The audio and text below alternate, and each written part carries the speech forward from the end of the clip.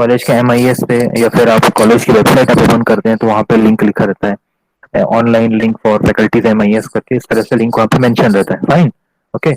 तो हमारे और आपके लिए यानी कि as a computer science engineer हमारी फील्ड में एमआईएस का रोल बहुत वास्ट हो जाता है, correct. If I talk about a commerce graduate और commerce post graduate student, right, and in that case उनके लिए वो टर्म अलग है, एमआईएस। और अगर मैं स्पेशली अगर मैं सिर्फ सीएस की बात करूं या आईटी कॉर्पोरेट एनवायरनमेंट में अगर मैं एमआईएस टर्म अगर यूज करता हूं, then in that case it's a different story. कैसे? थ्योरी कंसेप्ट वही होगा, लेकिन जो अप्रोच होगी वो अलग होगी, ठीक है। अब ये चीज कैसे होगा क्या होगा, तो इसका सबसे पहले थोड़ा सा एक हिस्ट्री बताता हूँ और ये आप लोग को मालूम होना चाहिए, ठीक है। मैं साथ साथ में देखिए स्लाइड्स तो है मेरे पास में लाइन से पूरा, जो कंटेंट अपने को कवर करते जाना है, बट पहले हम अभी फर्स्ट स्लाइड में स्टक होके कुछ मैं आप लोग को चीजें नोट डाउन कराते जाता हूँ। लाइक मैं यहाँ पे टेक्स्ट बॉक्स या पे एक्सप्लेन करता हूँ। जैसे मैंने कहा MIS, right, management information system, ये टर्म आया कैसे और किस तरह से था। तो सबसे पहले देखिए, जब इंडस्ट्रीज में जब वर्क होता था, क्या कहा मैंने, जब इंडस्ट्रीज में वर्क परफॉर्म किया जाता था तो कैसे परफॉर्म होता था वो होता था कि एनुअली या फिर आप मंथली, 6 मंथली, क्वार्टरली, आप इस तरह से क्या करते थे, रिपोर्ट जनरेट करते थे। क्या टर्म यूज किया मैंने, देखिए यहाँ पे आप ये वर्ड यूज करते थे, रिपोर्ट। रिपोर्ट जनरेट करते थे। कैसे करते थे रिपोर्ट जनरेट, आप करते थे हर एक चीज को, नॉट दैट कंपाइलेशन ना, जो हम प्रोग्रामिंग में बात करते हैं। आई एम सेइंग अबाउट किसके बारे में, आपका एक इंडस्ट्री की एक मान लीजिए प्रोग्रेस रिपोर्ट है फॉर एग्जांपल, है ना। तो उस प्रोग्रेस रिपोर्ट के लिए आप क्या यूज करते थे, डेटा कलेक्ट करते थे, आप एक एमआईएस की रिपोर्ट जनरेट करते थे और उसके अकॉर्डिंग फिर क्या होता था, काम वहां पे परफॉर्म होता था, ठीक।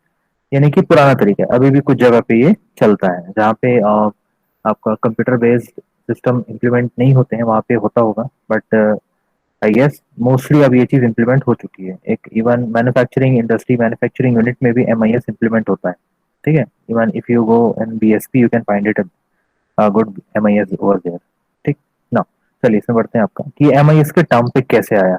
तो मैं आपको कहाँ से स्टार्ट किया, मैंने आपका एक बेसिक की पुराना जो टर्म था एमआईएस से, मतलब ये होता था कि एक रिपोर्ट जनरेट की जाती थी और उस रिपोर्ट के बेसिस में जो भी डिसीजन लिए जाते थे कंपनी वर्क करती थी, फाइन। अब देखिए फिर क्या हुआ, वहां पे फोकस किया गया। तो ये सब ध्यान से सुनिए ना भाई, अगर आपको कल का कहीं जाएंगे आप, एमआईएस जो टर्म है इसका इंपॉर्टेंस मैं आपको बस 5 मिनट बाद और पता चलेगा आपको कि आपके और हमारे लिए अभी, यानी कि जस्ट राइट नाउ, अगर आप ग्रेजुएशन करते हैं as a computer science engineer, why is it so important for you. देखिए, हाँ, मेरा टॉपिक था आपका कि ये तो पुराना मैंने बता दिया, जो मैन्युफैक्चरिंग यूनिट में आप वहाँ पे वर्क कर रहे थे और डेटा आपका जनरेट हो रहा है और रिपोर्ट वहाँ पे कंपाइल होके प्रोड्यूस कर रहे हैं, फाइन। अब वहां पे क्या फोकस किया गया, उन्होंने क्या बोला कि ये दो टर्म को अलग कर दो। कौन कौन से टर्म को, देखिए, डेटा एंड इंफॉर्मेशन, जैसे बोला मैंने कहा वहां पे फिर क्या हुआ, एक नया चीज पे फोकस किया गया है और उन्होंने क्या कहा कि why can't we differentiate these two terms. कौन कौन से, डेटा को अलग कर दो और इन्फॉर्मेशन को अलग कर दो, सही है। ये दो अलग अलग चीजें हैं, है ना। मैं बहुत सारे डेटा को अगर एक साथ और मैं उसे आगे पीछे करके कोई एक सेंटेंस अगर क्रिएट कर सकता हूँ तो मैं क्या बोलूंगा, इट बिकम्स इंफॉर्मेशन, है ना।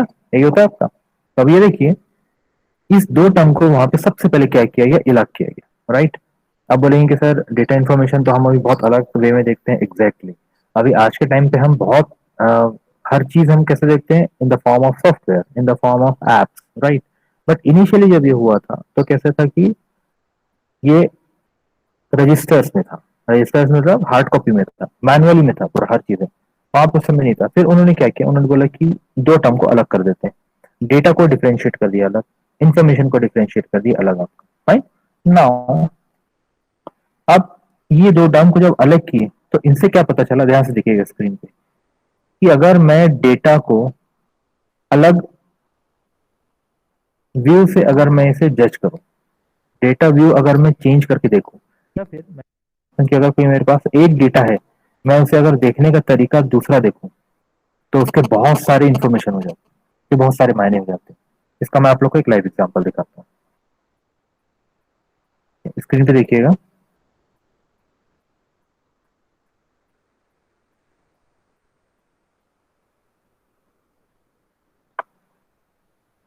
जैसे फॉर एग्जांपल ये आपको क्या दिख रहा है, it's a time table, right. ये क्या है आपका, अब बोलेंगे सर ये एक आपका टाइम टेबल है।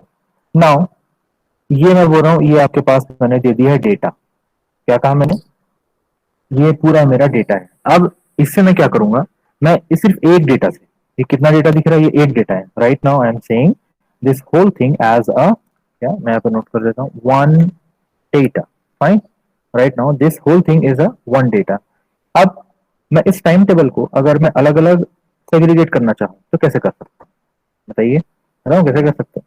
आप क्या करेंगे, ये फोकस करिए मेरे कर्सर पे।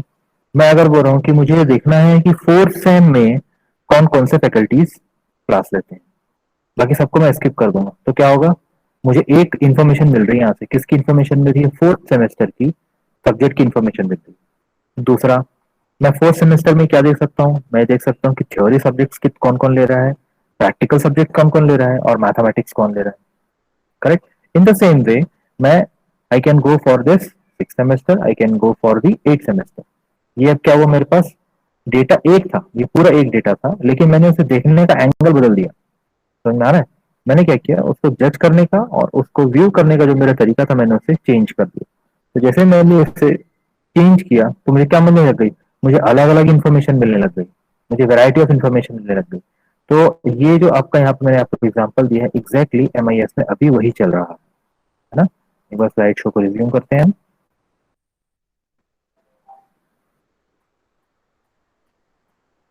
Yes, देखिए फर्स्ट यूनिट आपका जो है ना, that is management and organisational support for digital firm, ये लिखा गया। अगर आप सिलेबस को उठा के देखेंगे तो अब सीधा उसमें टॉपिक किसमें आ गया पता है, यानी कि अब एमआईएस में हमारे लिए बेनिफिट ये है कि सीधा वो सॉफ्टवेयर के बारे में बात करेगा।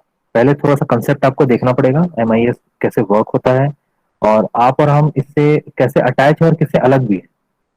एग्जैक्टली हम अलग भी हैं इसमें, है ना। हम ये नहीं कह रहे कि MIS is our part, okay, but somehow और इसी तरह से हम उस पर वर्क करते हैं या उसको चलाते हैं, कैसे देखते हैं अपन। लेट्स सी, इसको नोट करते चलेंगे कॉपी में आप लोग वन बाय वन, मैं जो जो बोल रहा हूँ आपका।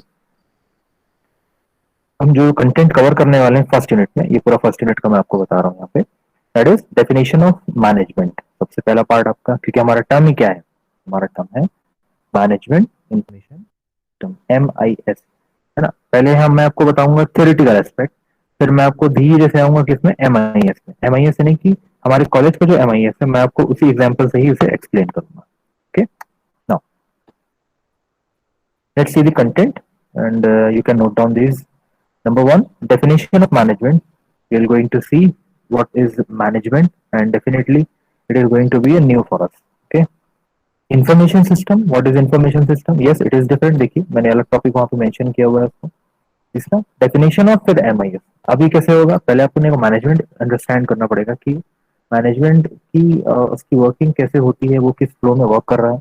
दूसरा आपको क्या देखना पड़ेगा, information system, how information system is going to combine with management part. Okay, so we'll deal with the third point later, that is definition of management of information system. Now जैसे ही आप डेफिनेशन इसकी cover करेंगे, आपको कुछ terms भी वहाँ पे hit होगा। कौन कौन से टर्म्स हिट होंगे, तो देखिए एक DSS आपको दिखेगा, एक वहाँ पे वेयर हाउस का कॉन्सेप्ट आपको दिखेगा, एग्जीक्यूटिव इंफॉर्मेशन आपको वहाँ पे दिखाई देगी।